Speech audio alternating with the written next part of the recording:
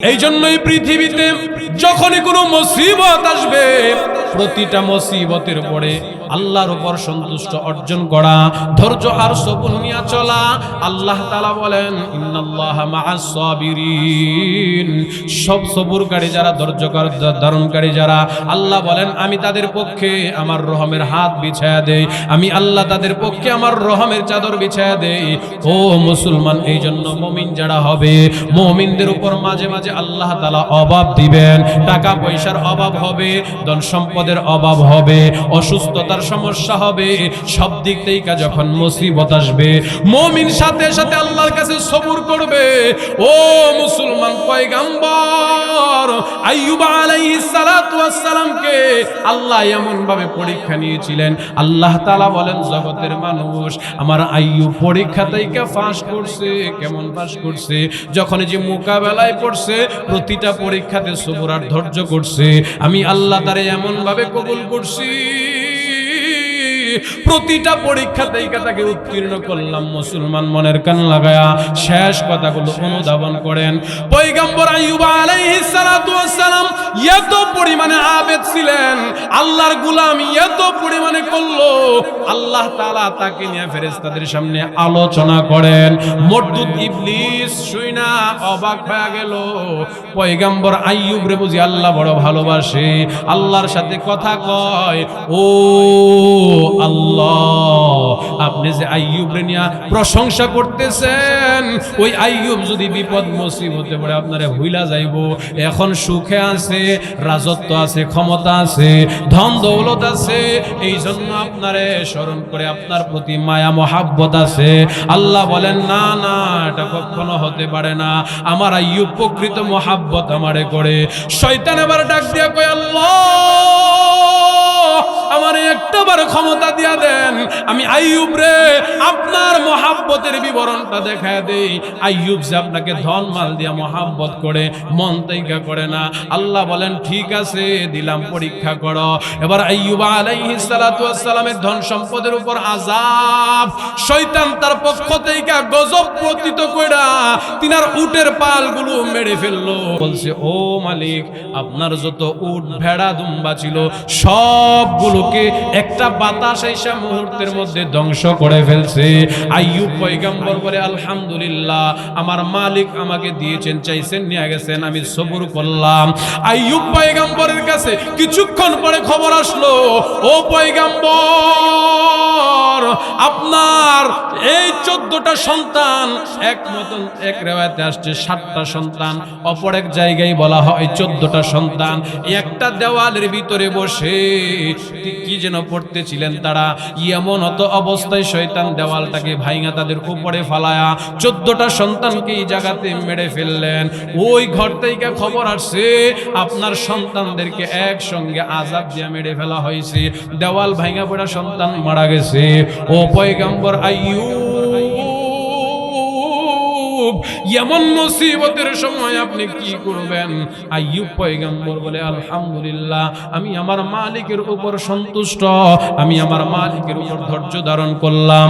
ও মধ্যের চর এলাকার যুবক ভাই, মুরব্বী বাবা, একটা সন্তান যদি মারা যায়, কিছু টাকা যদি ব্যবসায় লস হয়ে যায়, কিছু অ্যাক্সিডেন্ট দুর্ঘটনা যদি আসে, আল্লাহরে গালি দিতে দ্বিধাবোধ করি না। লাগিয়া কান্ধ মানুষ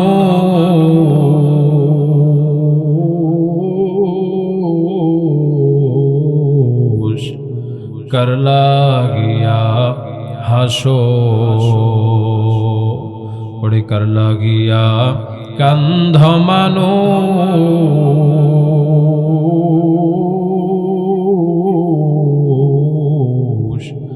কারে ভুলি আছো, ওরে যে তোমার করল সৃজন, যে তোমার করল সৃজন, তারে ভুলি আছো।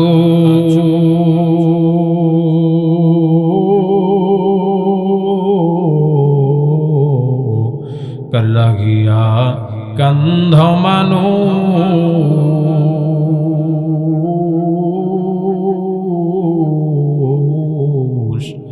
কারে ভুলি আছো। আলহামদুলিল্লাহ, ঐতিহ্যবাহী মধ্যের চর কবরবাসীদের মাগফিরাত কামনায় তৃতীয় বার্ষিক ইসলামী মহাসম্মেলন, স্থান মরহুম ফালু মিয়ার বাড়ি, মধ্যের চর পশ্চিমপাড়া, সমিউল্লাহ বাড়ি, ভৈরবপুর। আজকের ইসলামী মহাসম্মেলনের সম্মানিত মুহতারাম সভাপতি কারি আবু সাইদ সাহেব, খতিব, বড়বাড়ি জামে মসজিদ, মধ্যের চর। সহ সভাপতি জনাব মোহাম্মদ জহিরুল ইসলাম সাহেব, মরহুম ফালু মিয়ার বাড়ি।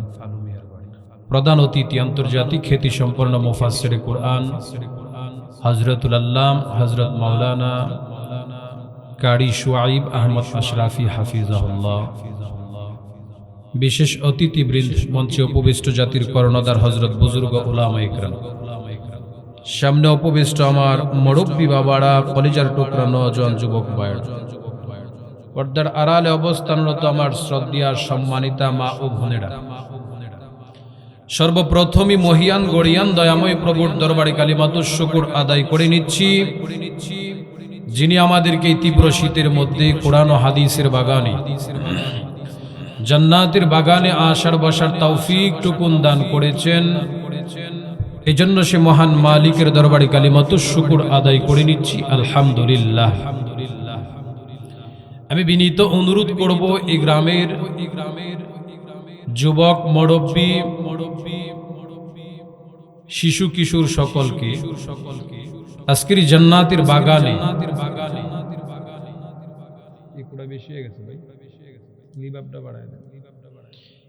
এই জান্নাতের বাগানে কোরআন ও হাদিসের মজলিসে জান্নাতের রাস্তা, জাহান্নাম থেকে মুক্তির রাস্তা খোঁজার জন্য সকলেই সমবেত হয়ে যায় ইনশাআল্লাহ। সম্মানিত শুধু আমি আপনাদের খেদমতে মহাগ্রন্থ আল কুরআনের সুপ্রসিদ্ধ এক আয়াতে কারিমা তিলাওয়াত করেছি, নবীজির অসংখ্য হাদিস থেকে ছোট্ট একখানা হাদিস তিলাওয়াত করেছি। আয়াত হাদিসকে সামনে নিয়ে কিছুক্ষণ কথা বলবো। আল্লাহ তাআলা আমাকে এবং আপনাদেরকে সেই কথাগুলো বুঝে আমল করার তৌফিক দান করুন, বলি আমিন। এই পৃথিবীতে আল্লাহ তাআলা যত মানব সৃষ্টি করেছেন, মানব সৃষ্টির পরে আল্লাহ তাআলা ঘোষণা করেছেন, অমানুষ, পৃথিবীতে তোমাদেরকে যা কিছু দিয়েছি ভোগের পণ্য সব ভোগ করবা, কিন্তু ভোগ করতে গিয়ে সে বিলাসিতায় পড়ে নিজেকে আমিত্বর মধ্যে, অহংকার দাম্ভিকতার মধ্যে ডুবিয়ে রাখবা না। লক্ষ্য করলে দেখবেন আমাদের সমাজে কিছু মানুষ আছে যাদের টাকা পয়সা বেশি, তারা টাকার অহংকারী করে, জমি জমা বেশি, সে জমি জমার অহংকারী করে, সন্তান বেশি, সন্তান নিয়ে অহংকার করে। মানে মোট কথা, যার যেই জিনিস বেশি সেই জিনিস নিয়ে সে অহংকার করে। আল্লাহ তাআলা বলেন অহংকার থেকে মুক্ত থাকবা, কারণ অহংকার হলো আমি আল্লাহর চাদর, আমি আল্লাহ। অহংকার করা এটা আমার পক্ষেই শোভা পাই, পৃথিবীর আর কারো পক্ষে শোভা পাই। আল্লাহ বলেন যুগে যুগে যারা অহংকার করছে, অহংকারী হইছে, আমি আল্লাহ তাদেরকে ধ্বংস করে দিয়েছি। আপনারা জানেন এই পৃথিবীতে যারা আল্লাহকে আল্লাহ মানে নাই, নবীকে নবী মানে নাই, কোটি কোটি মিলিয়ন বিলিয়ন টাকার মালিক হওয়ার পরেও আল্লাহ তাদেরকে নিস্তেনাবুদ করে দিয়েছেন, তাদেরকে মাটির সাথে মিশিয়ে দিয়েছেন, ধুলিস্যাৎ করে দিয়েছেন। কেন? বলে তাদের অহংকার অহমিকার চাদরের আল্লাহ তাআলা পছন্দ করেন নাই, টেনে নামায় দিয়েছেন। আপনি যদি নবী রাসূলদের দিকেও তাকান, এই পৃথিবীতে আল্লাহ যত নবী রাসূল প্রেরণ করেছেন, কোন নবী রাসূল গুনাহগার এ কথা বলা যাবে না। কিন্তু নবী রাসূলদেরকে মাঝে মাঝে আল্লাহর পক্ষ থেকে কিছু পরীক্ষা করা হইত। আল্লাহর একজন পয়গম্বর ছিলেন, তিনার নাম হলেন বাদশাহ সুলাইমান আলাইহিস সালাতু ওয়াস সালাম। সে পয়গম্বর সুলাইমান আলাইহিস সালাতু ওয়াস সালাম শুধু নবী ছিলেন বিষয়টা এমন না, तमाम पृथिवी राजत्व करतेन। सुबहानाल्लाह बोलेन। এই পৃথিবীটা চারজন ব্যক্তি শোষণ করেছেন পরিচালনা করেছেন, এর মধ্যে 2 জন ছিলেন মুসলমান আর 2 জন ছিলেন বেঈমান কাফের। 2 জন বেঈমান কাফের যারা ছিলেন, এর মধ্যে একজন হলেন নমরুদ, আরেকজন হলেন বখতেনাসর। মুসলমানদের মধ্যে যে 2 জন ছিলেন, একজনের নাম হলেন বাদশা জুলকারনাইন, আরেকজনের নাম হলেন পয়গম্বর সুলাইমান আলাইহিস সালাতু ওয়াসসালাম। সে সুলাইমান আলাইহিস সালাতু ওয়াসসালামের এই রাজত্ব পরিচালনাটা এতটাই দূরদর্শী ছিল, তিনি শুধু মানুষদের কথা বুঝতেন এমনটা না, তিনি পশু পাখির কথা বুঝতেন। সুবহানাল্লাহ বলেন। বাসুলাইমান দাদে মুলকো সরওয়ারি শুধু মতিউ খাতে মাস দেও পড়ি। বাসুলাইমান দাদে মুলকো সরওয়ারি শুধু মতিউ খাতে মাস দেও পড়ি। ইতিহাসবিদগণ বলেন সুলাইমান পয়গম্বর শুধু মানুষের নবী ছিলেন বিষয়টা এমন নয়, মানুষের কথা বুঝতেন বিষয়টা এমন নয়। পয়গম্বর সুলাইমান আলাইহিস সালাতু ওয়াসসালামকে আল্লাহ এত ক্ষমতা দিয়েছিলেন, এত পাওয়ার দিয়েছিলেন, পশু পাখি কি বলে সেটা বুঝতেন, শুধু এমন নয়, জিন্নাতরা কি বুঝতেন সেটাও বুঝতেন। সুবহানাল্লাহ। জিন ইনসান সকলের ভাষা বুঝতেন সুলাইমান পয়গম্বর। ক্ষমতা কম না বেশি? কথা বলেন না কেন? যে সুলাইমান আলাইহিস সালাতু ওয়াসসালাম গোটা পৃথিবীর রাজত্ব করছেন, সে সুলাইমান আলাইহিস সালাতু ওয়াসসালামের জীবনীতে পাওয়া যায় কিঞ্চিত মাত্রা অহংকারের ভাব শরীরে আসছিল। আল্লাহ তাআলা ক্ষণিকের সময়ের জন্য তিনাকে নিস্তেনাবুদ করে ছেড়েছে, পরীক্ষা নিয়েছে। ইতিহাসের পাতায় পাওয়া যায় পয়গম্বর সুলাইমান আলাইহিস সালাতু ওয়াসসালাম যৌবনে পদার্পণ করার পর বিবাহ করবেন, সমাজের মধ্যে এলান হয়ে গেছে। বাদশা সুলাইমান যাকে বিয়ে করবেন, যে মেয়েকে বিয়ে করবেন, ওই মেয়ের 3টা গুণ থাকা লাগবে। বলেন কয় গুণ? আমরা তো এখন গুণ খোঁজা লাগে না, চামড়া লাল হইলেই চলে। অথচ আল্লাহর নবী বলেন যে মেয়েকে তুমি বিবাহ করবা, তার কয়েকটা গুণের মধ্যে প্রথম নাম্বার তার গুণ, এটা তালাশ করবা সে দিনদার কিনা, নেককার কিনা। সুবহানাল্লাহ। আমরা যায় খুঁজি মেয়ে টিকটক করতে পারি, মেয়ে স্মার্ট কিনা, আনস্মার্ট হইলে এটা খেত খেত কথা কোন ঠিক কিনা? সংসারও বেশি দিন। সুলাইমান পয়গম্বর ঘোষণা করে দিল, ও কওমের লোকেরা, আমি যখন বিয়ে করব 3 গুণওয়ালা মেয়েকে বিয়ে করব। 3টা গুণ যার মধ্যে বিদ্যমান থাকবে ওই মেয়েকে আমি বিয়ে করব। বলে কি কি গুণ? তিনি তিনার প্রতিনিধি যারা রাজা প্রজা তাদেরকে ডেকে আনলেন। ও আমার ওজির নাজিররা, আমি যে মেয়েটাকে বিয়ে করব তার মধ্যে 3টা গুণ বিদ্যমান থাকা লাগবে। 3 গুণ, যতক্ষণ 3 গুণ না পাওয়া যাবে আমি সুলাইমান বিয়ে করব না। বলে কি কি গুণ? বলে দেন, বলে দেন। সুলাইমান পয়গম্বর 1 নাম্বার গুণ বলল, যেই মেয়েটাকে আমি বিবাহ করব আমি সুলাইমানের বিবি হবে। সাধারণ কোনো মেয়ে হলে হবে না, নেককার দিনদার আবেদা সালেহা হতে হবে। কি হতে হবে? নেককার হতে হবে। ও যুবক ভাই, মুরব্বী বাবা, সন্তানকে যদি হাফেজে কোরআন বানাতে চান, নিজে যদি হাফেজ আলেমের বাবা হতে চান, ওই সন্তানের মাটা প্রথমে নেককার তালাশ করা চায়। বদকার মার ঘর থেকে তো হাফেজে কোরআন বের হবে না। ফ্যাক্টরি যদি খারাপ হয়, মেশিন যদি খারাপ হয়, পণ্য তো খারাপ আসবে, এটাই স্বাভাবিক। সুলাইমান পয়গম্বর ঘোষণা করে দিল, ও কওমের লোকেরা, 3 গুণের মধ্যে প্রথম নাম্বার গুণটা হতে হবে নেককার। 2 নাম্বার, আমি সুলাইমান যে মেয়েটাকে বিয়ে করব ওই মেয়েটাকে সুন্দরী রূপসী হতে হবে। 3 নাম্বার, আমি যে মেয়েটাকে বিবাহ করব বংশমর্যাদা ভালো হতে হবে, সম্ভ্রান্ত ফ্যামিলির হতে হবে। পয়গম্বর সুলাইমান আলাইহিস সালাতু ওয়াসসালাম এই যে ঘোষণাটা দিয়া সমাজের মধ্যে প্রচারণার কাজ শুরু করে দিল। একজন আর একজনের জায়গায় এই গুণের মেয়ে কই পাওয়া যাবে? যেই যেই জায়গা তাইকা এমন গুণ আসে, ওই গুণওয়ালা ব্যক্তিদের চিঠিগুলো সুলাইমান পয়গম্বরের কাছে পাঠানো হয়। বলো সুলাইমান পয়গম্বর চিঠিগুলা খুলে খুলে পড়েন। এমন করতে করতে এই যে বার্তা পাঠানো হইল, বার্তা পয়গম্বর সুলাইমান নবী বিয়ে করবে, এই যে খবরটা, সুলাইমান নবী যাকে বিয়ে করবেন তার মধ্যে 3টা গুণ থাকা লাগবে। এই যে খবরটা পৌঁছাইতে পৌঁছাইতে শহর থেকে উপশহর, উপশহর থেকে গ্রাম, গ্রাম থেকে পল্লী গ্রাম, পল্লী গ্রাম থেকে একবারে নদীর তীরে যারা বসবাস করে জেলের বাড়ির কাছ পর্যন্ত এলানটা পৌঁছায় গেছে। জেলে ব্যক্তি নদীতে মাছ ধরে, মাছ এমন সময় কর্ণকহরে যখন আওয়াজ পৌঁছাইলো সুলাইমান পয়গম্বর বিয়ে করবেন, আর যে মেয়েটাকে বিয়ে করবেন তার মধ্যে 3টা গুণ, যে 3টা গুণ থাকলে সুলাইমান পয়গম্বর তাকে বিয়ে করবে, কিন্তু এই 3টা গুণ তার মেয়ের মধ্যে বিদ্যমান না থাকলেও 2টা গুণ বিদ্যমান পাওয়া যায়।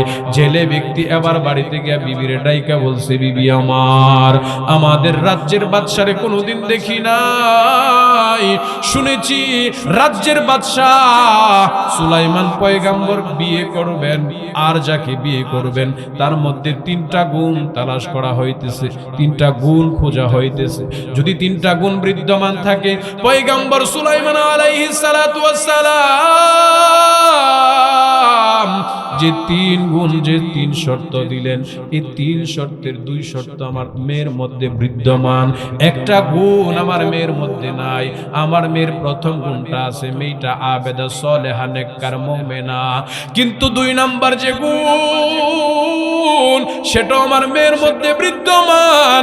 আমার মেয়েটা দেখতে বড় সুন্দরী, রূপসী, পর্দাওয়ালা, আবেদা সলেহা মেয়ে, কিন্তু 3 নাম্বার যে গুণ, বিবিরে আমরা তো সম্ভ্রান্ত পরিবারের না, সম্ভ্রান্ত ফ্যামিলির না। আজকের এই দিনের মধ্যে আমার মেয়েটা যদি বাদশার কাছে প্রস্তাব দিতে চাই বিবাহের, 3টা গুণের মধ্যে 3য় নাম্বার গুণটা বাকি রয়ে গেল, আমরা তো সম্ভ্রান্ত ফ্যামিলির হতে পারলাম না। এরে বিবি, এই জন্য বুঝি আমার মেয়েটাকে বাদশা সুলাইমানের কাছে বিবাহ দিতে পারলাম না। এই কথাগুলো মেয়ে শুনছে, মেয়ের মধ্যে আবেগ জন্মাইছে। না না, বাদশা সুলাইমান যে 3 গুণ চাইছে, 3টা গুণের মধ্যে 2টা গুণ তো আমার মধ্যে বিদ্যমান আছে। আমি তো সতী পবিত্র নারী, আমি তো পর্দাওয়ালা নারী, আমি তো নেককার সলেহা আবেদা সুন্দরী নারী। 1টা গুণ খালি নাই, আমার বাবা একজন জেলে, আমার বাবার অট্টালিকা নাই, বাড়ি গাড়ি ধন সম্পদ নাই, কিন্তু আমি তো একটা চিঠি লিখতে পারি। লিখতে কি বাধা আছে? দেখেন না আমরা সমাজে সার দোকানে, ওইতে কি আর বাধা আছে?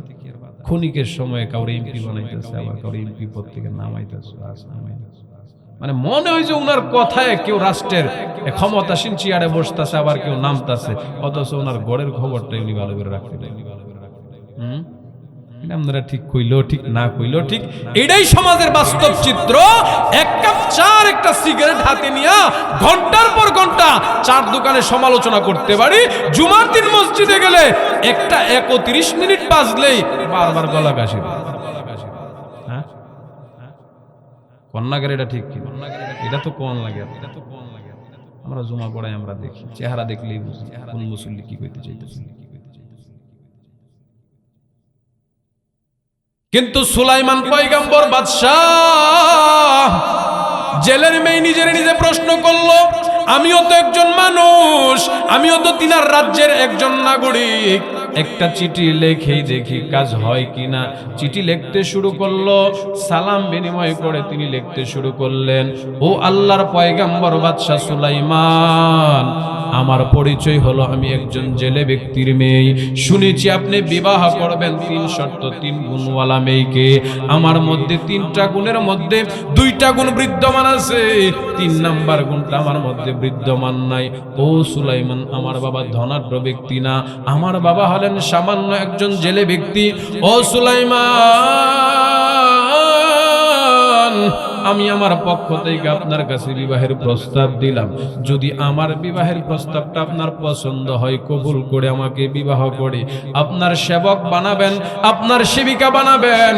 ও পয়গম্বর সুলাইমান, আমি দুনিয়ার কোনো এমপি মন্ত্রী, দুনিয়ার কোনো ক্ষমতাধর ব্যক্তির বিবি হতে আকৃষ্ট হইলাম না, আমি আকৃষ্ট দুনিয়ার ক্ষণিকের সময়টা আপনার সঙ্গে কোনো না কোনো ভাবে কষ্ট করে কাটায় ফেললে পরকাল জগতে আমি আল্লাহর তৈরি জান্নাত পাবো, এই আশাই আপনার কাছে বিবাহ বসছি।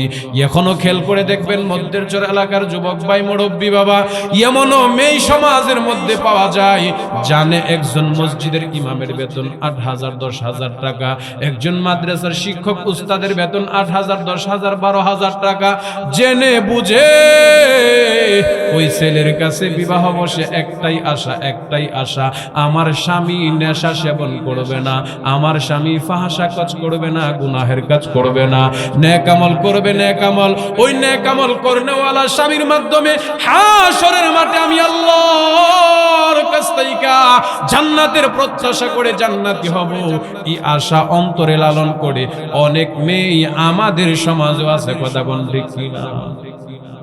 পয়গম্বর সুলাইমান আলাইহিস সালাতু ওয়াস সালাম তিনি আবার যখন ঘোষণা করে দিলেন, তিনার কওমের তিনার গোত্রের ওই সামান্য জেলে ব্যক্তির মেয়েটা মনে প্রাণে আশা নিয়ে চিঠি পাঠাইলেন।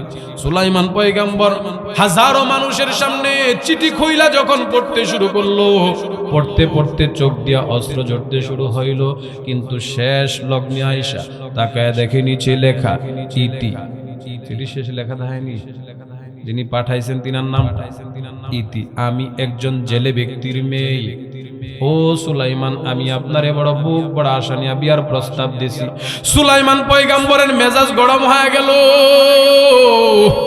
জেলের মেয়ে কেমনে আমারে চিঠি দেয়, বিবাহের প্রস্তাব দেয়। সুলাইমান পয়গম্বরের মেজাজ গরম, বড়া মজলিসে নিজের মান ক্ষুণ্ণ হয়েছে বলে মনে করা সাথে সাথে টান দেয়া চিঠিটারে ডাস্টবিনে ফেলায়। মেয়েটা যার মাধ্যমে চিঠিটা পাঠাইছিল, ওই যে চিঠি নিয়ে পৌঁছাই দিছিল, তিনারে জিজ্ঞাসা করলো, তুমি যে আমার চিঠিটা পৌঁছাইছো, আমার চিঠির মূল্যায়নটা কি মনে হয়েছে? ওই তোমার চিঠিটা পইরা যখন শেষে দেখছে তুমি একটা জেলের মেয়ে, পয়গম্বর সুলাইমান চিঠিটা সিরা ঝুড়ির মধ্যে মেয়েটা স্বাভাবিক হইতে কষ্ট পাইছে, পাওয়ারই কথা। ইজ্জত সম্মান তো সবারই আছে না নাই? ব্যক্তিগতভাবে সবাই তো চেষ্টা করে, হোক সে একজন রিকশাওয়ালা, ভ্যানওয়ালা, দিনমজুর, কিন্তু তারও সামাজিক একটা মূল্যবোধ, সমাজের মধ্যে একটা সামাজিকতা, একটা সম্মান আছে না নাই? পয়গম্বর সুলাইমান আলাইহিস সালাতু ওয়াস সালাম চিঠিটা যখন ছিঁড়ে ফেলছে, কথাটা মেয়ের কাছে বলা হয়। মেয়ে মনের মধ্যে বড় কষ্ট আর ব্যথা নিয়ে গভীর রজনীতে উঠে নির্জনে বসে বসে আল্লাহর কাছে কান্না করে, ওগো আল্লাহ, আমি পয়গম্বর সুলাইমানকে দুনিয়ার কোনো লাভ আর লোভে বিয়ে করতে চাইছিলাম না, আমি চাইছিলাম পয়গম্বর সুলাইমানকে পরকালীন লাভ আর লোভে বিয়ে করতে। আল্লাহ, আমি জেলের মেয়ে হওয়ার কারণে, নিম্ন শ্রেণীর গরিব গরিব হওয়ার কারণে সুলাইমান পয়গম্বর আমার চিঠিটাকে ছিঁড়ে ডাস্টবিনে ফেলে দিছে। আল্লাহ, তুমি চাইলে তো সুলাইমান পয়গম্বরকে আমার জায়গায় নিয়ে আসতে পারো, আমার সম্মানের আসনে বসাইতে পারো। গভীর রজনীতে মেয়ে যখন প্রতিদিন কান্দে, মেয়ের কান্না আল্লাহর কাছে বড় পছন্দ হয়ে গেল। আল্লাহ তাআলা এটাই বলেন, ও গোলাম, তুমি দুনিয়াতে গুনাহ করতে করতে, নাফরমানি করতে করতে ক্লান্ত হয়ে গেছো, আর গুনাহ করতে পারো না, এরপরেও আমি আল্লাহ তোমার উপর নারাজ হয় নাই। বান্দা, তুমি যখনই আমার কাছে এসে তওবা করবা, উদউনি আস্তাজিব লাকুম, বান্দা আমি ওয়াদা করলাম সাথে সাথে তোমারে মাফ করে দেব। সুবহানাল্লাহ। ও মুসলমান, গভীর রজনীর কান্না আমার আল্লাহর কাছে এত পছন্দের হয়। এই পৃথিবীতে যারা ওলি আল্লাহ হইছে, আল্লাহর বন্ধু হইছে, কেউ এমন দেখাইতে পারবেন না গান শুনতে শুনতে ওলি আল্লাহ হইছে, লাল শালু কাপড় পরতে পরতে ওলি আল্লাহ হইছে। ইতিহাস সাক্ষী দেয়, খাজা মুঈনুদ্দিন চিশতি, বড় পীর আব্দুল কাদের জিলানী তাইকা নিয়া আজও পর্যন্ত যারা ওলি আল্লাহ হচ্ছে, প্রত্যেকের জীবনীতে পাওয়া যায় গভীর রজনীর কান্না। ঠিক কিনা? অতি অবতি পীর হয় রজনী যখন, নীরবে প্রভুর নাম জপিও তখন। প্রভুর করোনা যদি পাইবার চাও, গভীর রাতে উঠে প্রভুর গুণগান গাও। কথা কোন ঠিক কিনা? চোখের পানির এত দামি, এত দাম। ও মুসলমান, মাজলুম ব্যক্তি যখন জালেমের বিরুদ্ধে চোখের পানি ফালায়, আমার আল্লাহ এমন ভাবে কবুল করে ওই জালেমকে নিস্তেনাবুদ করে দেয় ক্ষণিকের মধ্যেই। অতীতে আপনারা দেখছেন যে জালেমি শাসক হয়া জুলুম করছে মাজলুমদের উপর, আল্লাহ এমন অবস্থা করছে ওই ভারতের হসপিটালে পালাবো না, চিনেন না? আরেকটা প্রাণীর নাম বলে সহজে চিনা, কালা একটা প্রাণী। হ্যাঁ, কি কাদির? আফসোস লাগে, দুঃখ লাগে, কেমন জীবন গঠন করলো যে জীবনের শেষ সময়টা পরের দেশে গিয়া পড়ে কেগলাইতেছে আর কান্না করতেছে। কিন্তু আশ্চর্য আর দুঃখের বিষয় হইল এত ক্ষমতার সম্পদ আর দাপট অহংকার কোথায় গেল? আজকে নিজের ভূমি মাতৃভূমি থাকতে পারে না, মাতৃভূমি ছাড়া পলায়ন করে। এজন্যই কবি বলেন, এমন জীবন করিও গঠন, মরিলে হাসিবে তুমি কাঁদিবে ভুবন। এমন জীবন করিও না গঠন, মরিলে কাঁদিবে তুমি হাসিবে ভুবন। ও মিয়া, এক উসমান হাদি মৃত্যুবরণ করলো, শাহাদাত বরণ করলো, আজও পর্যন্ত লক্ষ মানুষ তার লাইগা কাঁদে। আর কেমন রাষ্ট্র পরিচালনা করলেন? আপনার শেষ সময়টা এমন হয়েছে পরনের কাপড় ছাড়া আর কিছু নিয়ে যাইতে পারে। হ্যাঁ, ভয় পান আপনারা? সত্য কথা। জালেম যত শক্তিশালী হোক না কেন, মাজলুম যত দুর্বল হোক না কেন, মাজলুমের বিজয় একদিন হবেই হবে ইনশাআল্লাহ। হয়তো 2 দিন আগে আর মেয়েটা মাজলুম হয় প্রতিদিন দোয়া করে, আল্লাহ সুলাইমান নবীরে তো আমার জায়গায় আনতে পারো, আমারে সুলাইমান নবীর জায়গায় বসাইতে পারো। বলেন তো আল্লাহর ক্ষমতা আছে না নাই? আরো জোরে বলেন। সুলাইমান পয়গম্বরকে আল্লাহ তাআলা ক্ষণিকের মধ্যে এমন একটা মুসিবতের মধ্যে ফেলে দিলেন। ইতিহাসবিদগণ বলেন সুলাইমান পয়গম্বর এমন একটা মুজিজা আল্লাহ তিনাকে দিয়েছিলেন। হাতের মধ্যে একটা আংটি থাকতো, যে আংটিটা আল্লাহ প্রদত্ত এক আংটি। ওই আংটিটা ডানে ঘুরাইলে তামাম পৃথিবীর মাখলুকাত ডান দিকে ঘুরতে প্রস্তুত, বামে ঘুরাইলে বাম দিকে ঘুরতে প্রস্তুত, জিন্নাতদেরকে ইশারা করলে বসতে প্রস্তুত, দাঁড় করাইলে দাঁড়াইতে প্রস্তুত। এমন ক্ষমতাদার এক আংটি আল্লাহ সুলাইমান পয়গম্বরকে দিয়েছেন। দেওয়ার পরে ঘোষণা দিয়ে দিলেন, সুলাইমান এই আংটিটা নিয়ে যেতাই সেটাই যাওয়া যাবে, সমস্যা নাই, কিন্তু অপবিত্র জায়গায় বাথরুমে প্রবেশ করতে পারবা না। বাথরুমে প্রবেশ করার পূর্বে আংটিটা খুইলা আরেকজনের কাছে জমা দেয়া যাইবা। পয়গম্বর সুলাইমান বাথরুমে যাবেন, একদিনের ঘটনা। ইতিহাসবিদগণ বলেন আল্লাহ কেমন করে মুসিবতের মধ্যে ফালায়া অহংকার আর দাম্ভিকতার চাদরটা ক্ষণিকের জন্য নামায়া দিছে। ও মুসলমান, পয়গম্বর সুলাইমান প্রতিদিন যখন ওয়াশরুমে যায়, একজন প্রহরীর হাতে আংটিটা জমা দিয়া যা, ইস্তেঞ্জার কাজ শেষ করে বাহিরে বের হয় আবার হাতে লাগা। এই পয়গম্বর সুলাইমান একদিন ওই প্রহরীর হাতে আংটিটা দিয়া ভিতরে ঢুকলেন, ভিতর থেকে বের হয়া আয়েশা দেখে প্রহরীও নাই, আংটিও নাই। হই গেল ইবলিস শয়তান। আপনার আমার শত্রু না বন্ধু? আরো জোরে কোন কেমন শত্রু, কেমন শত্রু?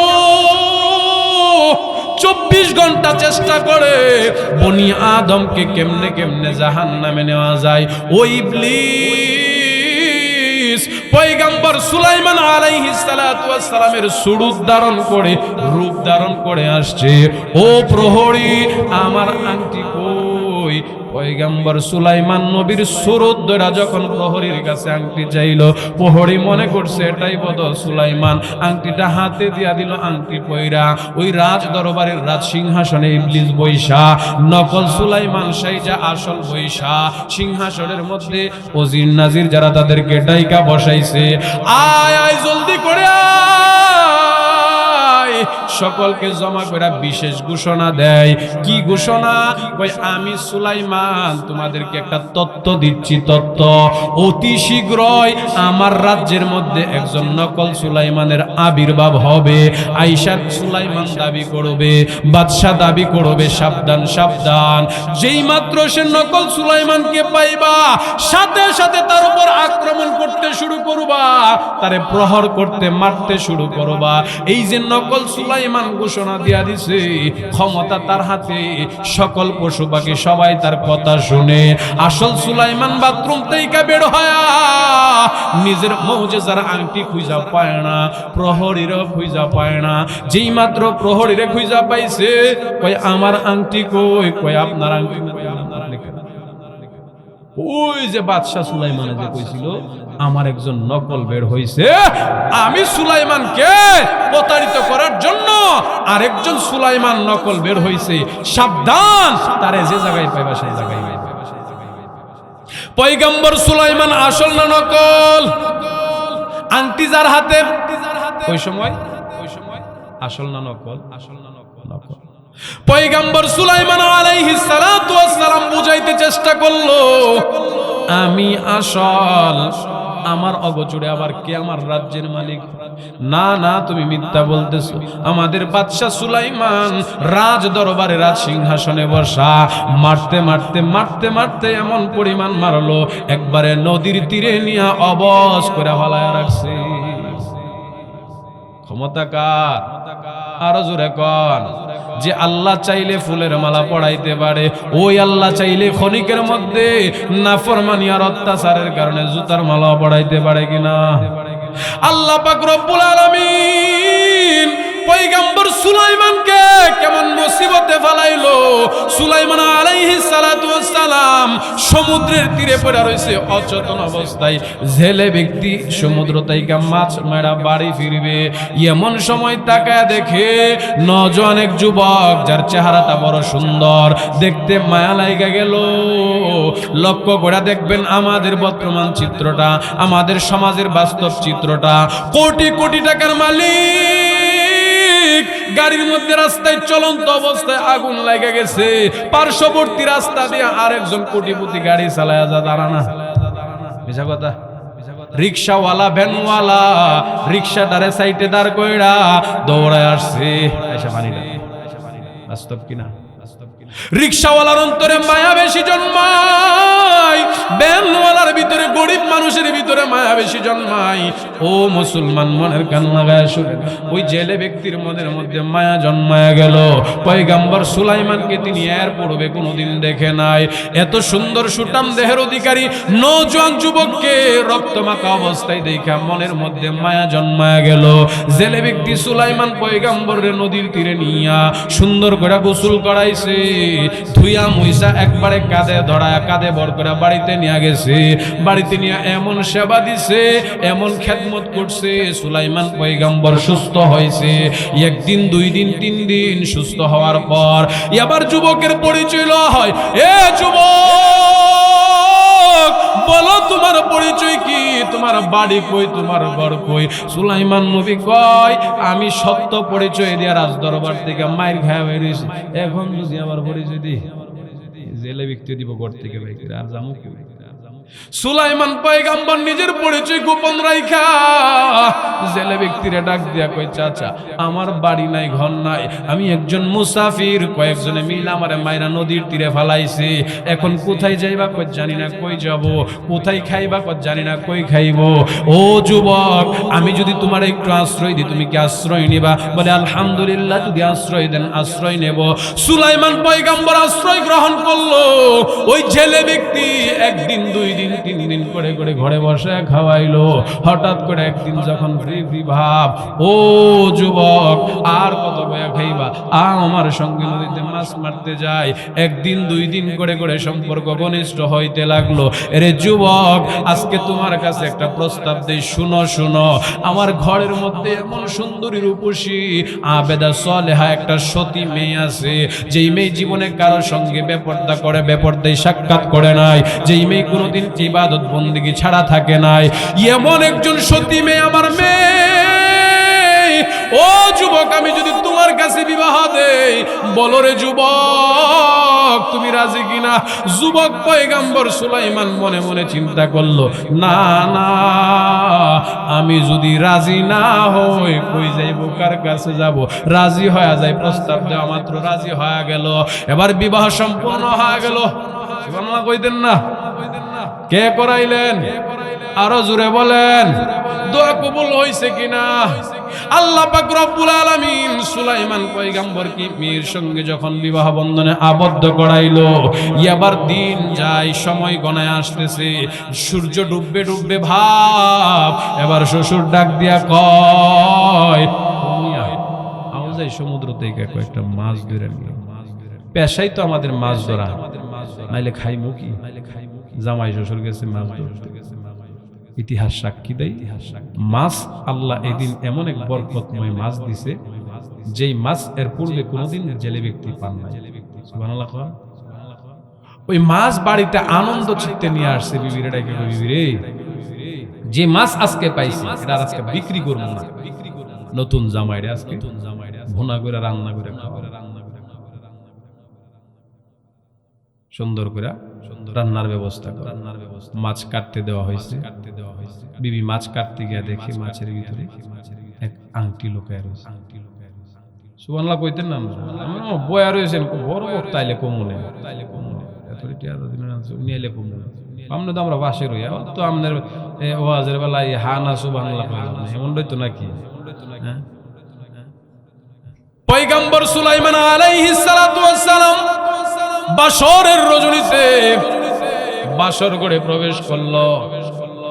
মেয়ে অপেক্ষার প্রহর গণে সুলাইমান আলাইহিস সালাতু ওয়াস সালাম বাসর ঘরে প্রবেশ করার পর মেয়ে ডাক দিয়া কয়, ও স্বামী, আপনি হাতটা বাড়ায়া দেন, আমরা বড় গরিব মানুষ, যৌতুক উপহার উপটুকুন হাদিয়া কিচ্ছুই আমাদের দেওয়ার মতো আমাদের সামর্থ্য নাই, কিন্তু আমার মা একটা আংটি পাইছে। কি পাইছে? একটা আংটি পাইছে। আংটিটা আমার বড় চমৎকার। ও স্বামী, আপনার হাতটা বাড়ায়া দেন, আপনার হাতে পড়ায়া। পয়গম্বর সুলাইমান আলাইহিস সালাতু ওয়াস সালাম বলেন, আমার আল্লাহ আমারে কেমন ক্ষণিকের সময় মুসিবতের মধ্যে ফেলাইছে। বলে আমার আংটি কেমনে ওইখানে গেল? সুলাইমান আলাইহিস সালাতু ওয়াস সালাম পেরেশানির মধ্যে পড়ে গেল, আংটি কেমন করে এই ঘরে আস? সুলাইমান পয়গম্বর বলে, আংটি যদি আমার হাতে লাগাই আমার ক্ষমতা পূর্ণবিত্ত ফিরে আসবে। যখন ক্ষমতা ফিরে আইব তখন তো তার আর হুঁশ থাকতো না, বেহুশ হয়ে যেত, অবাক হয়ে যায়। ও বিবি, আংটি কোথায় থেকে আসলো? ইতিহাস সাক্ষী দেয়, মরদুদ শয়তান যে আংটি নিচে হাতের মধ্যে লাগাইছে বেশিক্ষণ রাখতে পারে না। খেয়াল করে দেখবেন, আমরা সমাজে এমন কিছু প্রকৃতির মুসল্লি আছে, নবীর সুন্নত টবিরা বেশিক্ষণ মাথায় রাখতে পারে না, গরম অতিরিক্ত রাখলে বুঝি মাথা কথা, দাড়ি রাখলে বুঝি বুড়ো হয়ে যাবে। পয়গম্বর সুলাইমানের আংটিটা শয়তানের হাতেও মানায় না, রাখতে পারে না, এটার পাওয়ার বেশি, ওজন বেশি। নদীতে ফালাইছে, আর ওই নদীর মাছ গিলা খাইছে। ওই মাছ জেলের বাড়িতে আসছে, ওই জেলের বিবি মেইরে দিছে। মেইরে এটা তো আমরা যৌতুক উপটকন হাদিয়া কোনো কিছুই দিতে পারলাম না। যৌতুকের প্রক্রিয়া বোধহয় মধ্যে নাই। দুঃখ আফসোসের বিষয়, এক সময় ওয়াইজরা ওয়াজ করতো, তিনটা মেয়ে হইলে কপাল ভালো, জান্নাতি। এখন কই হুজুর এ দোয়ার কইরেন না, প্রতি মেয়ের লেগে কমাস কম 2 লাখ টাকা লাগে। আর কই থেকে 3 মেয়ে 6 লাখ টাকা কই থেকে আনবো? রিক্সা চালায়, ভ্যান চালায়। ওয়াল্লাহি আল্লাহর কসম, আমার জীবনের বাস্তব ঘটনা আমি শুনছি। 1,50,000 টাকা কিস্তি সম্মতির থেকে উঠে মেরে দিয়েছে। নাউজুবিল্লাহ কইতেন না? বলেন বাবা মেয়ে জন্ম দিয়া কি অপরাধ করছি? বলেন। কিন্তু আমাদের আচরণ চরিত্রটা এমন হয়েছে, চাইতে না পারলে বেকায়দা হইলে আর এখান থেকে লোক ভাড়া করে আনি, তার মাধ্যমে কি দিবেন? জামাই নতুন ঘর সাজাই কি দিবেন? জামাই তো যুবক মানুষ, টাকা নিতে রাজি না এখন, কিন্তু দিব কই থেকে? এই খবরটা তো একবারও নিলেন না। মেয়ে ডাক দিয়া বলেন, ও স্বামী, ধরেন না আংটিটা। সুলাইমান পয়গম্বর বলে, আমি যুবককে পাইয়া তুমি খুশি কিনা? সুলাইমান পয়গম্বর এই কথা বলা মাত্র মেয়ে কান্না শুরু করে দিছে। ও যুবক, না না, তেমন ভাবে আমি খুশি না। কেন খুশি না? কারণটা যুবক রে, আমার মনে প্রাণে বিশ্বাস ছিল আমি আমার রাজ্যের বাদশা সুলাইমান নবীরে বিয়ে করব, কিন্তু আমি গরিব বাবার সন্তান বইলা, আমি জেলের মেয়ে বইলা পয়গম্বর সুলাইমান আমার চিঠিটা ছিঁড়ে ফেলছে। আমি আমার মালিকের কাছে কান্না করলাম, মালিকের কাছে চোখের পানি ফেলায় দোয়া করলাম। সুলাইমান পয়গম্বর ডাক দিয়া বলেন, রে বিবি, আর কান্না করবি না, আয়, আমি আমার আসল পরিচয়টা তোরে দিতে শুইনা নে। এডে বিবি, আমি ওই সেই পয়গম্বর সুলাইমান, যে পয়গম্বর সুলাইমানের কাছে তুমি বিবাহ বসতে আশার ভাষা বেঁধেছিলা। ও বিবি, আমি সে পয়গম্বর সুলাইমান। বিবি ডাক দিয়া কই, স্বামী গো, না না, আমার বিশ্বাস হয় না। ওই বিশ্বাস যদি না হয়, ধরো ধরো আমার হাতের মধ্যে আংটিটা পরায়া দাও। এই আংটির মধ্যেই তো আমার সকল অলৌকিকতা লুকায়া রয়েছে। আরে বিবি, আংটিটা আমার হাতে না থাকার কারণে, আংটিটা আমি না পাওয়ার কারণে আজকে সমুদ্রের তীরে আমাকে মেরে ফেলে রেখে আসছে। আর সমুদ্রের তীরতাইকা তোমার বাবা আমারে ধরে বাড়িতে আনছে। এইভাবেই তো তোমার সঙ্গে আমার বিবাহ হয়েছে। ওরে বিবি, আসলে আমি সুলাইমান পয়গম্বর। কয় না, আমার বিশ্বাস হয় না। যদি বিশ্বাস না হয়, আংটিটা পরায়া দেখো। তুমি বলো কি করতে চাও, তুমি যা বলবা আমি তাই করব। তাহলে শুনছি আপনি সুলাইমান যদি সঠিক সুলাইমান হয়ে থাকেন, তাহলে আপনার হাত দ্বারা তো আংটির যে মাধ্যম, সে মাধ্যমে আপনি জিন্নাত হাজির করতে পারবেন, পশু পাখি হাজির করতে পারবেন। বলে হা। সাথে সাথে তিনি এত পরিমাণ জিন্নাত হাজির করলো, ঘরের চতুর্পাশ দিয়া বেষ্টন করা। জিন্নাতরা দেখা দেখা ওই নারী অবাক হইয়া বেহুশ হয়ে পড়ে রইছে। বলেন তো এই ক্ষমতা কার? ও মুসলমান, আল্লাহ চাইলে সব সম্ভব হয় কিনা? এই জন্য আল্লাহ তাআলা এই কথাটাই বলেন, মিনহা খালাকনাকুম ওয়া ফিহা নুঈদুকুম ওয়া মিনহা নুখরিজুকুম তারাতান উখরা।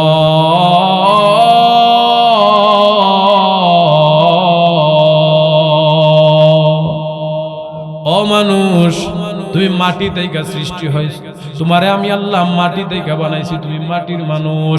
অহংকার করবা না, আমিত্ব ভাব নিয়ে চলবা না। দুনিয়ার ক্ষণিকের সময়ের মধ্যে আমি আল্লাহ চাইলে তোমাকে রাজা বানাইতে পারবো, আবার চাইলে ভিখারি বানাইতে পারবো। রে মানুষ, তুমি মাটির মানুষ, মনে রাখবা তোমাকে মাটি থেকে সৃষ্টি করেছি। তোমার কোনো নাম ছিল না রে মানুষ। তুমি যে আব্দুর রহমান, আব্দুল করিম হইবা, এমন কোন নাম নিশানা ছিল না।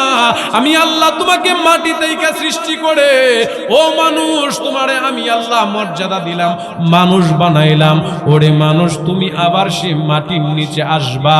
ও মানুষ, মাটির নিচে আসবা, এটাই তোমার জীবনের শেষ সমাধানই না। এরপরে তোমাকে মাটির নিচ থেকে উত্তোলন করা হবে। ও মানুষ, যেই দিন তোমাকে দাঁড় করানো হবে, ওই দিনের ভয় অন্তরে লালন করো। লিমা লিহাযাল কিতাব, যেই দিন তোমার আমল নামার কিতাবটা তোমার হাতে দেওয়া হবে। আরে বান্দা, ও বান্দি, ওই দিনটাকে ভয় করো, যেই দিন আমি আল্লাহ এমন এক ঘোষণা দেব, তুমি ওই ঘোষণার পরে নেককারদের কাছ থেকে আলাদা হয়ে যাইবা। আজকে দুনিয়াতে তুমি গুনার কাজ করলেও নেককারদের সাথে বন্ধু বানাইতে পারছো, গুনাহ করলেও নেককারের সাথে চলতে পারছো। গুনাহ করার পরেও, সুদ খাওয়ার পরেও, ঘুষ খাওয়ার পরেও আমি আল্লাহর ঘর মসজিদে ঢুকতে পারছো। আমি আল্লাহ বাধা দেই নাই, নিষেধাজ্ঞা জারি করি নাই। কিন্তু হাসরে মাহশার যেদিন কায়েম হবে, আল্লাহ বলেন ওই দিন আমি আল্লাহ ঘোষণা করে দেব। কি ঘোষণা? আল্লাহ বলেন, ওয়ামতাজুল ইয়াউমা আইয়ুহাল মুজরিমুন।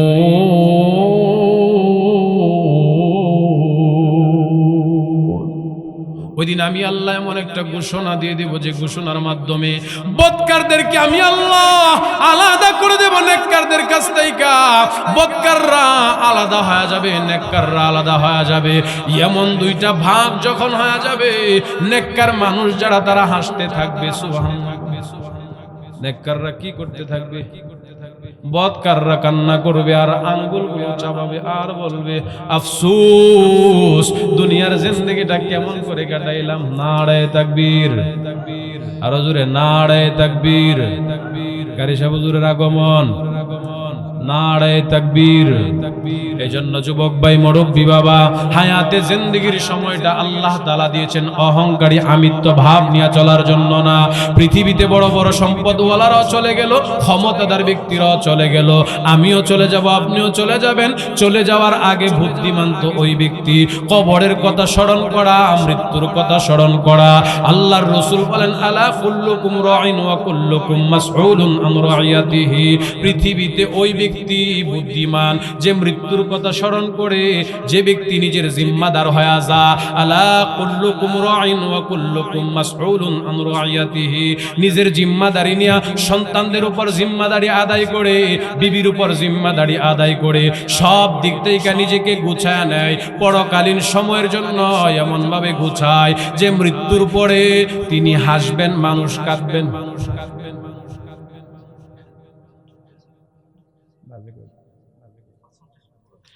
মুসলমান ভাই আমার, এই জন্য এমন জীবন গঠন করা যেই জীবনে আমি আপনি কান্না করব না, আমি আপনি হাসবো, পৃথিবীর মানুষ আমাদের জন্য কাঁদবেন।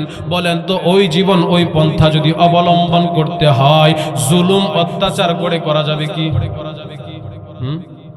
জুলুম অত্যাচার করলে হবে না, না।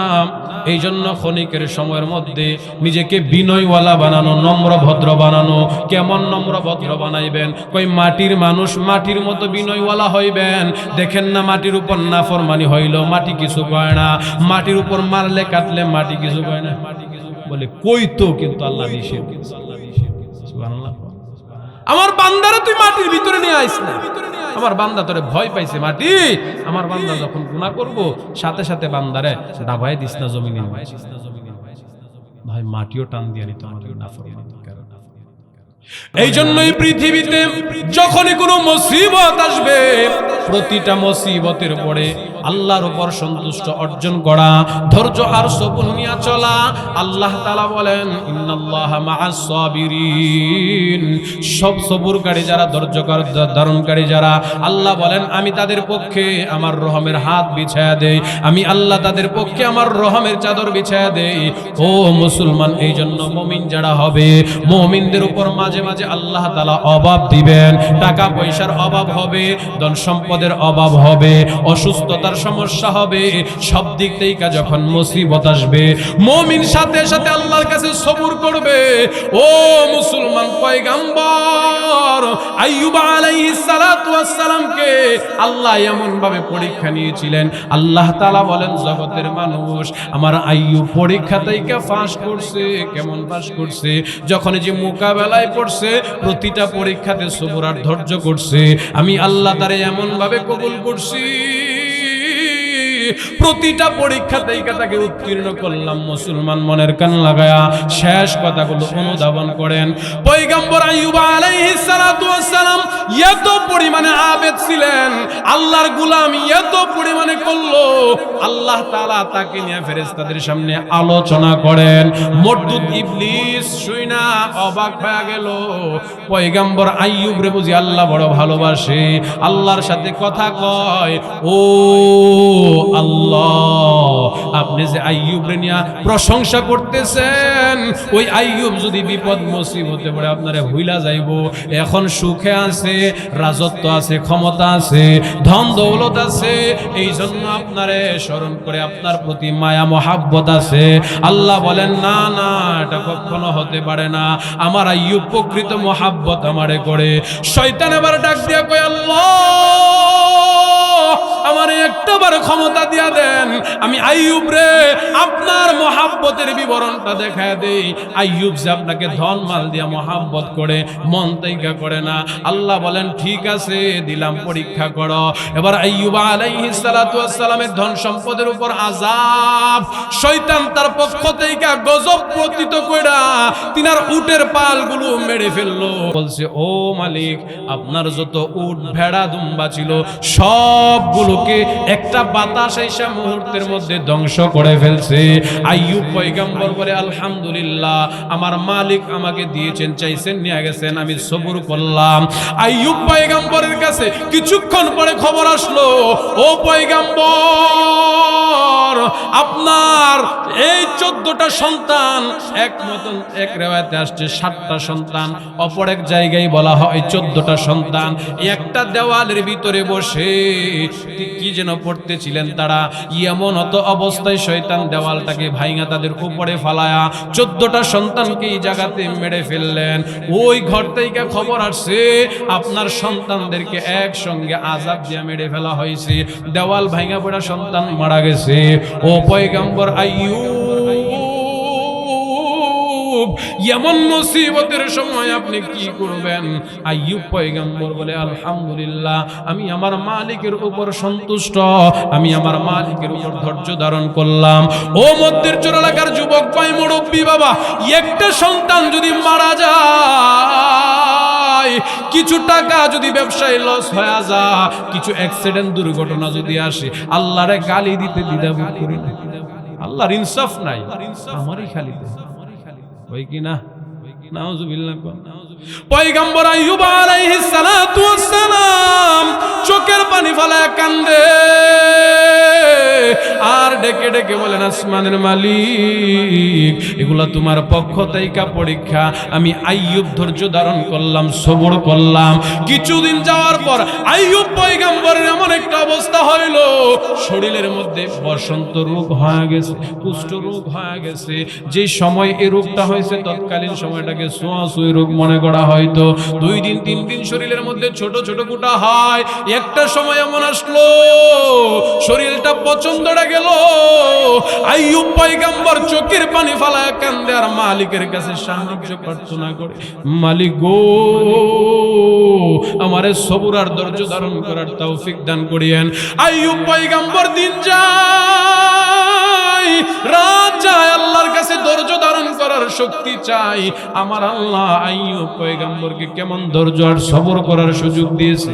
আইয়ুব পয়গম্বরের 4 জন বিবি ছিলেন, 3 জন বিবি আইয়ুব পয়গম্বরের এই দূর অবস্থা দেখে ফালান চলে গেছে। আমরা সমাজে দেখবেন কিছু মহিলা আছে, স্বামী যতদিন ভালো কিছু দিতে পারে, স্বামী যতদিন ভালো খাওয়াইতে পারে, যতদিন ভালো পড়াইতে পারে, স্বামীর সঙ্গে ভালো ব্যবহার করে, যেদিন থেকে স্বামীর কামাই দুর্বল, স্বামী আর অচল হয়ে গেছে, কাজ করতে পারে না, স্বামী আর উপার্জন করতে পারে না, আগের মতো ভালো দিতে পারে না। কথা কই বেশি কথা ভাই কিনা, বেশি কথা কয় না।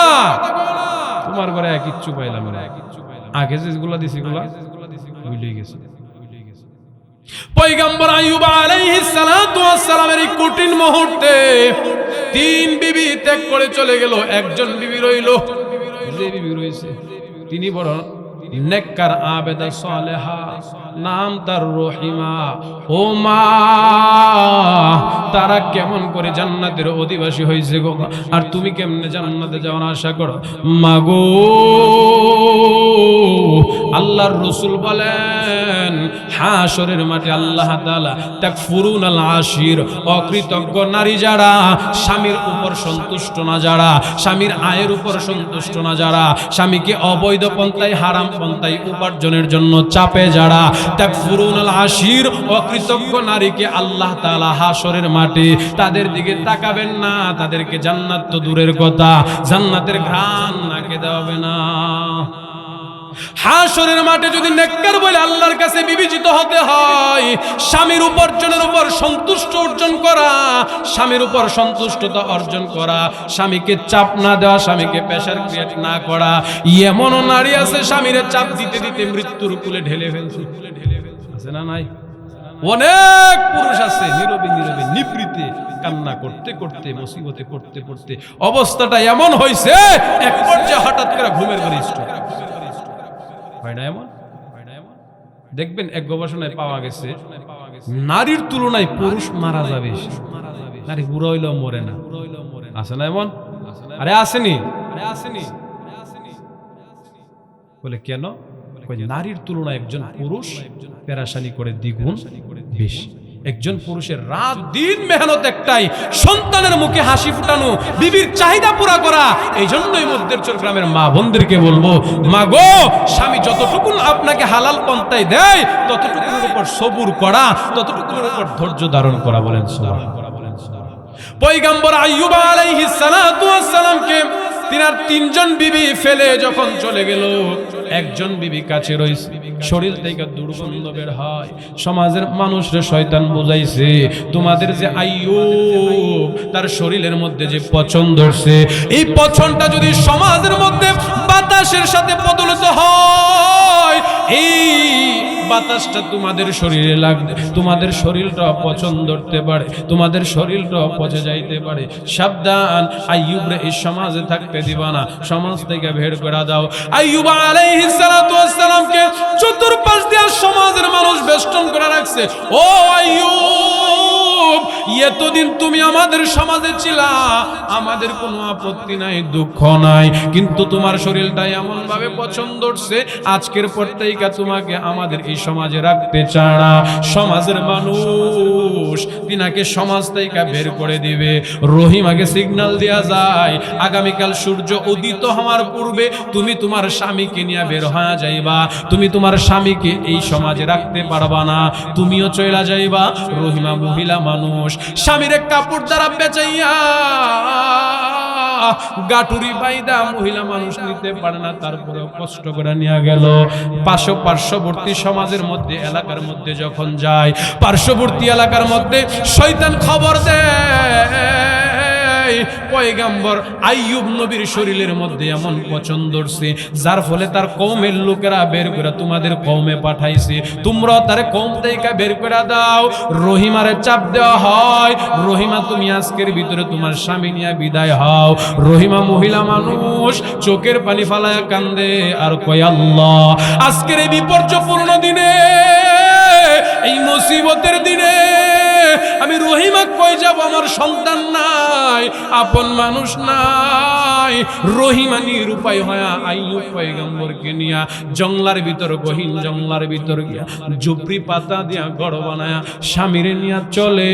একদিন 2 দিন করে করে যে শুকনো খাবার ছিল, 2 দিন 3 দিন অতিবাহিত হওয়ার পর খাবার শেষ, পানি শেষ।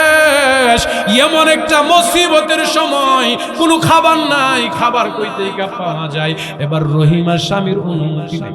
স্বামী গো, আপনি যদি অনুমতি দেন, আমি পাশের গ্রাম থেকে আমি কিছু কাজ করা উপার্জন করে কিছু খাবার নিয়ে আসবো। ও স্বামী, বলেন না অনুমতি দিবেননি? স্বামী অনুমতি দেয়া দেয়, পাশের গ্রামে কাজ করতে যায়। 1 দিন 2 দিন, ও মুসলমান, একজন পয়গম্বরের বিবি হইয়া অন্যের ঘরে কাজের মহিলা হইয়া স্বামীর জন্য খাবার জোগায়। আর আজকে মা তোমারে তোমার স্বামী কষ্ট করে খাবার দেয়, তোমার স্বামী ত্যাগ স্বীকার করে খাবার দেয়, মাথার গাম পায়ে ফেলায় খাবার দেয়, তুমি অন্য পুরুষের সঙ্গে পরকিয়া করো, অন্য পুরুষের সঙ্গে গুনায় মগ্ন হও। মা গো, তুমি তো জানো না তোমার স্বামী কতটুকু ত্যাগ স্বীকার করে। রহিমা অন্যের ঘরে কাজ কইরা, অন্যের বাড়ি বাড়ি কাজ কইরা স্বামীর মুখে খাবার দেয়। একদিন শয়তান যেই বাড়িতে রহিমা কাজ করে, ওই বাড়িতে গিয়া কয়, তোমরা কি মহিলাটারে চিনো? কয়, না চিনি না। আরে এটা তো আইয়ুব নবীর বিবি, আইয়ুব নবীর স্ত্রী। এই বিবি যদি আইয়ুব নবীর সেবা করতে গিয়া শরীরে হাত লাগা, আর ওই হাত দিয়া যদি তোমাদের ঘরের মধ্যে কোনো কিছুর মধ্যে ধরে, তোমাদের শরীরে স্পর্শ করে, তাহলে তোমাদের ঘরের মধ্যে সে ছোঁয়াছুঁই রূপ চলে আসবে। পয়গম্বর আইয়ুব আলাইহিস সালাতু ওয়াস সালাম, এই যে তিনার বিবির এই কথাগুলো শয়তান যখন ওই বাড়ির মধ্যে বলল, ওই বাড়ি থেকে বের করে দিল। সময় যায়, বড় বিপর্যয়পূর্ণ অবস্থা হয়। আইয়ুব আলাইহিস সালাতু ওয়াস সালামের এমন একটা সময় উপনীত হইল, আইয়ুব পয়গম্বরের পুরোটা শরীর পোকায় খায় ফেলছে। শুধু এমন নয়, খাইতে খাইতে জিহ্বাটা বাকি ছিল, অবশেষে জিহ্বাটার মধ্যে যায় পোকা ধরছে। এমন সময় আইয়ুব পয়গম্বর আসমানের মালিক আল্লাহ, জমিনের মালিক আল্লাহর কাছে চোখের চোখের পানি ফেলায় কান্দে, প্রভু গো পাতাইকা মাথা পর্যন্ত পুরো দেহ খেয়ে ফেলছে, আপত্তি নাই, দুঃখ নাই, আমি সবুর করলাম, ধৈর্য ধারণ করলাম, আমি আমার মনরে বুঝাইলাম, আমি আইয়ুব রে পৃথিবীর আর কোনো কারণে না বানাইলো, পোকার খাবার বানাইছো, তোমার একটা মাখলুকাতের খাবার।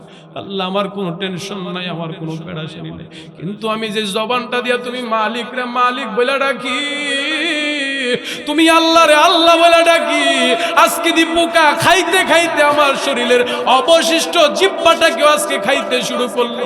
ও আসমানের মালিক আল্লাহ, জমিনের মালিক আল্লাহ, আমি আমার সম্পদের ব্যাপারে আফসোস করি নাই, সন্তানদের ব্যাপারে হতাশাগ্রস্ত হয় নাই, বিবি চলে গেছে তাদের ব্যাপারে আফসোস করি নাই, গ্রাম ছেড়ে জঙ্গলায় আসলাম তাতেও আমার আফসোস নাই, পাতাইকা মাথা পর্যন্ত পোকাই খায়া ফেলছে, আমার আফসোস নাই, দুঃখ নাই। ও আসমানের মালিক আল্লাহ, ও জমিনের মালিক আল্লাহ, যেই জবানটা দিয়া তুমি মালিকের নাম জপি, আল্লাহ আল্লাহ আল্লাহ আল্লাহ জপি গো, এই জবানটার মধ্যে আজকে পোকা ধরা ফেলছে। পোকা তো তোমারই একটা মাখলুক, আমি যদি পোকাটারে সরাই দিই, পোকাটা হয়তো খাবার খাইতে পারবে না, পোকাটা আমার জন্য হয়তো তোমার কাছে বদদুয়া করবে। মালিক গো, দীর্ঘদিন হয়ে গেল, খাবার নাই, পানি নাই, কোনো কিছুই নাই, আজকে তোমার জিকির করতে করতে আমি আইয়ুবের জবানটা তরতাজা থাকে, আমি আইয়ুবের ক্ষুধা নিবারণ হয়, আমি আইয়ুবের অন্তরের জ্বালা মিটে। আজকে দেখি আমার সেই জ্বালাটা, আজকে দেখি আমার সেই অবস্থাটা বিপজ্জপূর্ণ হয়ে যাবে। প্রভু তুমি আমার জিহ্বাটারে অসল বানায়ো না, তুমি মালিকরে ডাকার সুযোগ দাও। মুসলমান বলেন তো আইয়ুব নবী মুসিবতের সময় কি আল্লাহকে বলছে? কিন্তু আজকে আল্লাহ আমাদেরকে কম দেয় নাই, কম দেয় নাই। এত নাফরমানি আমরা করি, এত নাফরমানি আমরা করি, আমাদের ধারণা আমাদেরকে একদিন আল্লাহর আদালতে যাইতে হবে না। আমরা মনে করলাম এমন উদাসীন ভাবে আমরা চললাম, এমন গাফেলের সাথে চললাম, মনে হয় কোনোদিন আল্লাহর কাঠগড়ায় দাঁড়াতে হবে না। আল্লাহ পাক রব্বুল আলামিন বলেন, বান্দা ওই দিনের ভয় অন্তরে লালন করো, যেই দিন আমি আল্লাহর আদালতে দাঁড়াইবা, আমি আল্লাহর কাছে হিসাব দিতে হবে, আমি আল্লাহর কাঠগড়ায় দাঁড়ায় তোমার আমল নামার প্রত্যেকটা হিসাব গণনা করে দিতে হবে। এই জন্য যুবক ভাই, মুরব্বী বাবা, ও পর্দার অন্তরালের মা, হায়াতে জিন্দেগির যে সময়টা আল্লাহ দিছে, নেক কাজ করলেও আপনার হায়াত শেষ হবে একদিন, গুনাহের কাজ করলেও হায়াত শেষ হবে। দেখুন ঠিক কিনা? যারা নেক কাজ করে, যেমন আমাদের কারি সাহেব হুজুরের হায়াতে জিন্দেগির ছোট থেকে পর্যন্ত আমলের সাথে কাটায় গেছে, ধরেন ওনার উদাহরণটা এই জায়গায়, আর এই পাশে আরেকজনের রাখেন জীবন ভর গুনার নাফরমানি করছে, একদিনও পশ্চিম দিকে ফিরে আল্লাহরে সেজদা করছে না, রবরে রব ডাকছে না, মালিকরে মালিক বলে ডাকছে না, আল্লাহ যে বানাইছেন পাঠাইছেন মনেই করছে না। এই দুইজন মানুষ একদিনও মরত, হ্যাঁ, হুজুরও মারা যাবেন একদিন, এই পাশে যিনি নাফরমানি করছে তিনিও মারা যাবেন। এই জন্য বাজান, আপনার কবরে আপনি যাবেন, আমার কবরে আমি যাব। এই যে ওয়াজ রাতের পর রাত, দিনের পর দিন, কম হয় না বলে ওয়াজ যা আমরা করি, করতে করতে এখন আর ওয়াজ বিছেরা ভাই না, কি ওয়াজ করি, যা করি তা শ্রোতা জান, কিন্তু অভাব কিসের? অভাব কিসের? আমলের। বলেন কিসের অভাব? আমলের। এই জন্য বাজান পায়ে হাত রাইখা বলি, মুসিবতের সময়, বিপদের সময় যখন যে অবস্থায় আছেন, শুকরিয়া আদায় করবেন কার? আরো জোরে বলেন কার? আল্লাহ শুকরিয়া আদায় করা পারবেন তো ইনশাআল্লাহ।